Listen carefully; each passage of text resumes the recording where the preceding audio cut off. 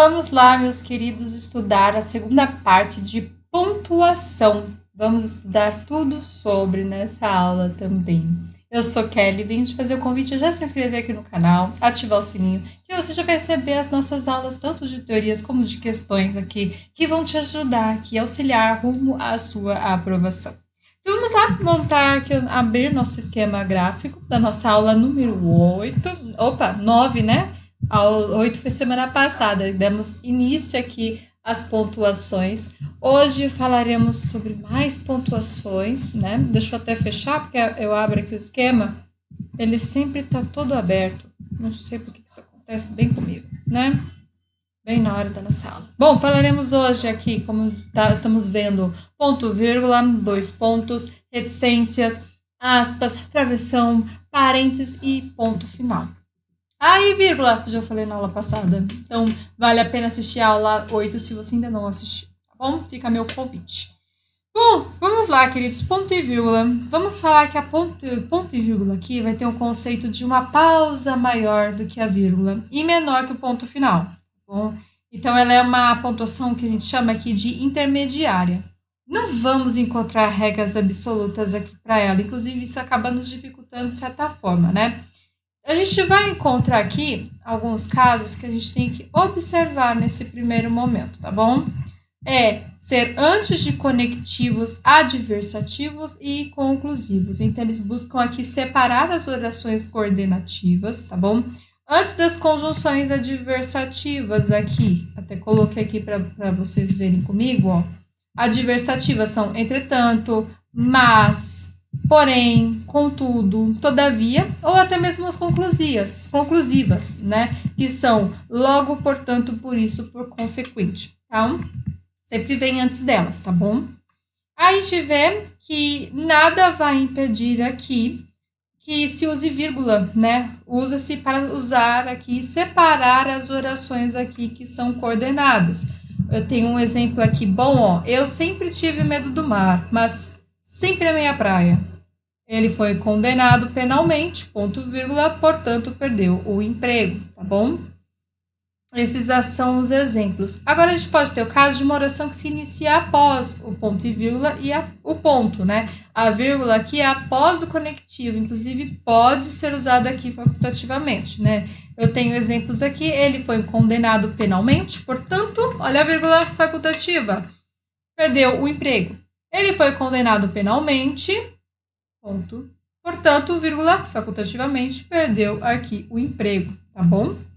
Não se recomenda aqui, cuidado, iniciar uma oração com um mas, tá? Após o seu ponto final. Ponto final aí você coloca mais, não é recomendado, tá bom? Deixa eu ver se não vai ter Não vai ter. Tá certinho, é isso mesmo que eu ia falar sobre isso.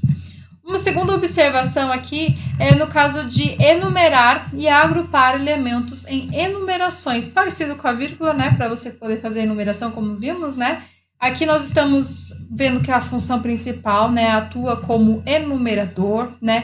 Ele vai buscar aqui separar estruturas coordenadas que já tenham vírgulas internas, inclusive, tá bom? Deixa eu até abrir aqui para a gente começar a ver.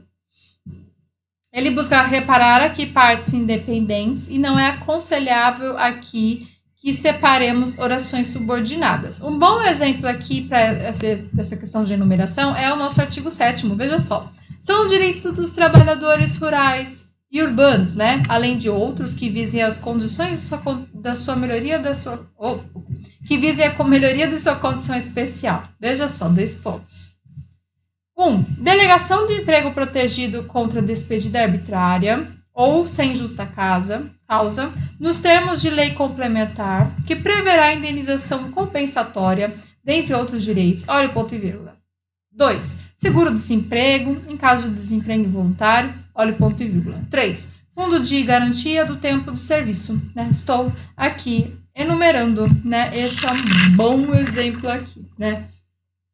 Eu vou ter sempre outros exemplos aqui para mostrar, né? Tanto a organização interna, né? Como, por exemplo, aqui, o concurseiro tem 2 preocupações. Uma é passar, outra é passar logo, né? Olha os outros exemplos aqui, né? Outra possibilidade. Por exemplo, viajei com 2 casais e um amigo solteiro. O Wander Cleverson Samila, Walt Disney, Sheila, Douglas, e o ponto aqui e vírgula indica que eram os casais, tá bom? Nesse caso aqui, por isso que separa os casais. Também tem o caso de divisão ou agrupamentos, tá? Tanto para questões de entonação e pausas. Mas vamos ver aqui, ó. Viajei com 2 casais e um amigo solteiro. O Underclaves, o Samila, o Walt Disney. Em Sheila, Douglas. O ponto e vírgula indica um outro agrupamento aqui. Olha esse outro caso. No mercadinho tem tudo: carne, frango, peixe, frutas, legumes, cereais. O ponto e vírgula separa subgrupos diferentes: alimentos de origem animal e de origem vegetal. Os atacantes do time são Messi, Neymar e Suárez, Cristiano, James e Bale. O ponto e vírgula aqui vai separar 2 grupos de atacantes, um de cada time, tá bom? É isso que eu tenho que analisar aqui no ponto e vírgula, tá bom? No caso, para enumerar e agrupar elementos em enumerações, tá bom? Bom, ponto e vírgula fechado, check. Vamos para 2 pontos. 2 pontos aqui busca, nesse primeiro momento, ligar orações ou termos que têm uma natureza aqui de explicação. O que é isso? Eu estou olhando aqui para uma relação que vem antes e que vem depois. É uma explicação que vai buscar aqui desenvolver o que foi dito antes. Por exemplo, o dólar estava muito alto. Não viajei. Ele era difícil de conviver. Nunca se casou, né? Então, a gente vê também na possibilidade de ter 2 orações coordenadas. Pode haver vírgula entre, né? E é possível trocar, tá bom? Vamos ver aqui, tem apenas um objetivo, já falei. Isolar a oração subordinada, aqui substantiva positiva, introduzida por conjunção integrante. Por exemplo, ela queria apenas uma coisa, que a prova viesse logo, tá bom? Então, a gente vê que as orações são introduzidas aqui para esclarecer um termo específico, tá? Anterior, ou para casos de orações subordinadas substantivas que são apositivas, tá? O aposto aqui ele é explicativo, inclusive. Ele vai formar aqui uma oração com verbo. Vamos encontrar outras situações também, como o caso de isolar orações subordinadas substantivas, como essa que eu falei, tá? Que são introduzidas pelas integrantes. Introduzir aqui a citação, tá? Que no caso é esse aqui, ó. Introduzir citação, dizia ele, estou indo para Brasília, nesse país, lugar melhor não há. O uso mais clássico do sinal de 2 pontos é marcar o discurso direto e inserir uma reprodução fiel, literal da fala alheia. Nesse caso, é comum haver aspas na produção aqui, na reprodução, quer dizer, literal do comentário citado. Ou ainda, para introduzir uma enumeração, por exemplo, eu aceito você de volta sob 3 condições. Olha os 2 pontos. Você vai pedir desculpa, devolver o dinheiro e nunca mais repetir esse comportamento. Olha outro exemplo. Encontrei na festa os meus 2 melhores amigos da infância, João e Pedro.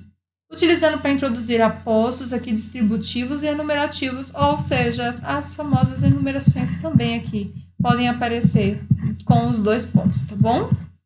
Vamos sempre observar aqui, principalmente essa questão das orações, tá? Que elas são muito importantes no uso dos 2 pontos, tá bom? Caso das reticências, meus queridos, é uma interrupção aqui de algo que ia continuar, né? São interrupções no texto aqui, propriamente dito. Então, por exemplo, eu tenho uma ideia que não foi concluída, o escritor, ele deixa no ar essa ideia, né? Por exemplo, nós fizemos tudo para salvar meu filho, mas, olha as reticências. O que eu ia dizer é, reticências, deixa para lá. Esse é um bom exemplo de reticências, né? Você está deixando, né, a interrupção, né? Ou até mesmo a questão do entre parênteses, né, que é uma supressão aqui da parte do texto. Por exemplo, ó, do mesmo modo que a frase não é uma simples sequência de palavras, o texto não é uma simples sucessão de frases. São elos transfrásicos que fazem do texto um conjunto de informações. Então, a gente encontra aí, assim, o uso das reticências. Muito tranquilo, meus queridos. Para mim tá bem tranquilo, essa aula tá bem rapidinha, né? Essas pontuações aqui são bem tranquilas, né? Vimos reticências, vamos passar para as aspas, uso das aspas.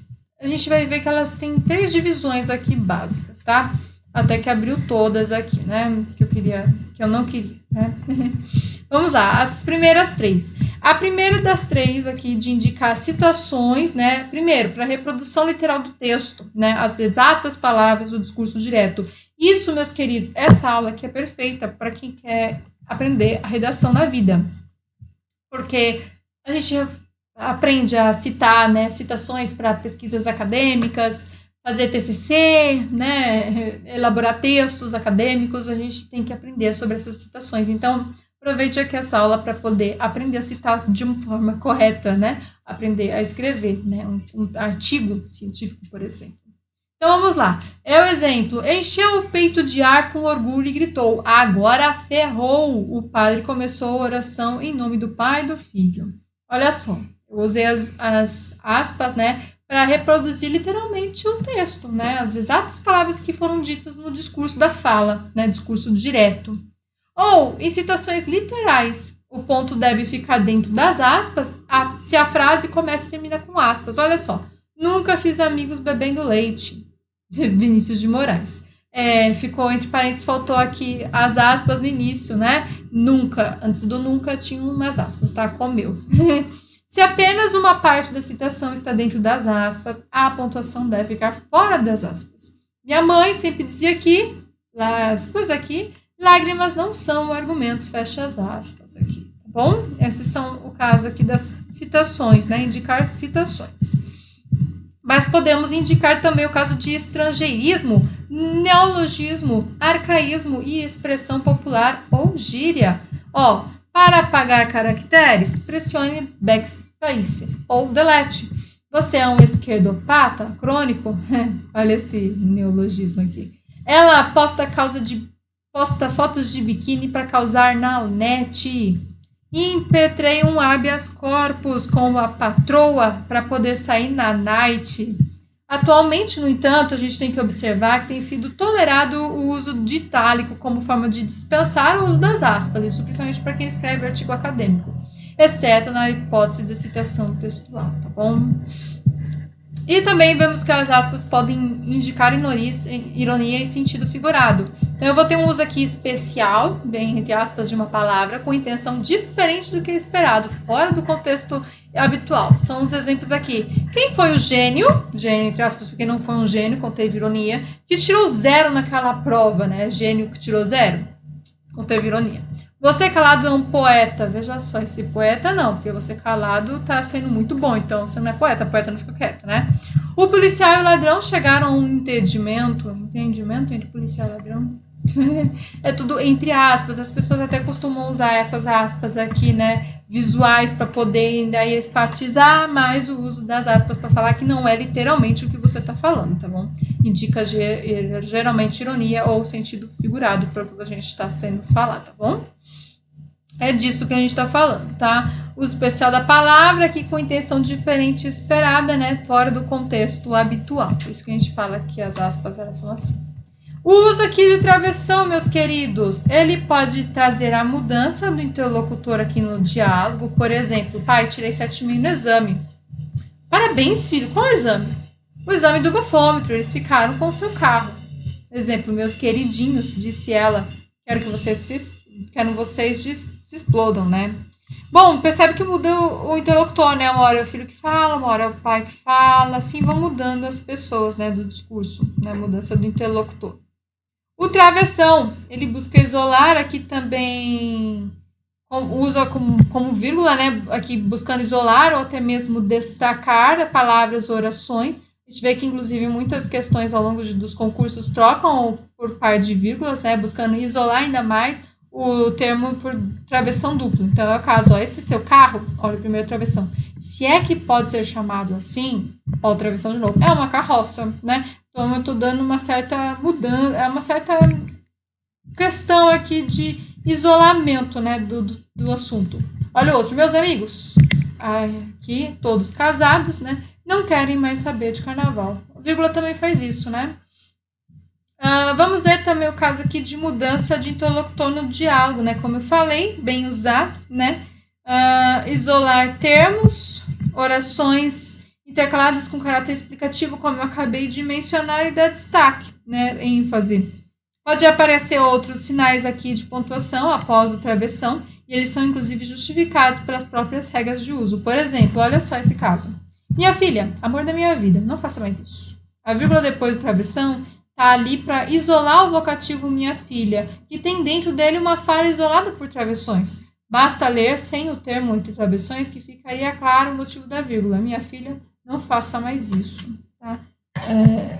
a gente utiliza aí como forma de isolar o vocativo.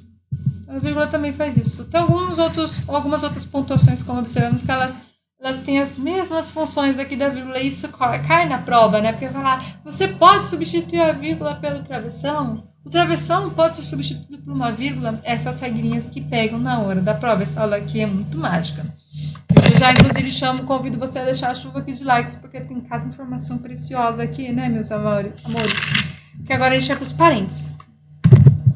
Não são os parentes, tá? São os parênteses. Não chamei a família aqui para fazer parte, não.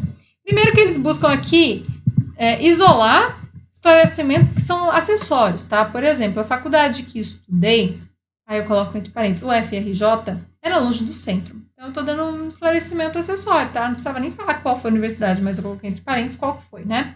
Olha o outro. Os políticos estão sendo investigados na Lava Jato, né? Simplesmente eu poderia colocar isso, mas ele coloca entre aspas porque ele quer me dar uma informação adicional.